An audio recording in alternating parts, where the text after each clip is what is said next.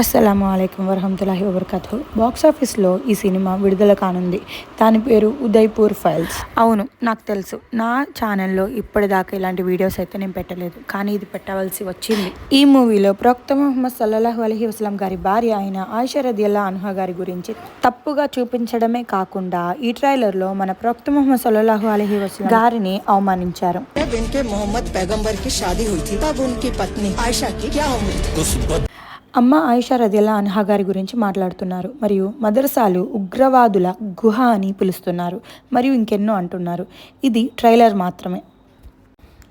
మరియు పూర్తి cinema July 11న విడుదల కానుంది. కాబట్టి విడుదలకు ముందు మనమందరం ఈ వీడియోను షేర్ చేసి బాయ్కాట్ చేయించాలి. ఇది కేవలం మూవీ మాత్రమే కాదు, ఇది విషపూరిత ప్రచారం. ఇది ముస్లింలపై ద్వేషాన్ని వ్యాప్తి చేసే ప్రయత్నం. ప్రతి ముస్లిం సోదరిమణులు ఈ సినిమాని అస్సలు చూడవద్దని అభ్యంతరిస్తున్నాము. ఎలాగైనా సరే ఇస్లాంలో సినిమాలు చూడటం కూడా హరామే. దీన్ని బాయ్కాట్ చేయండి.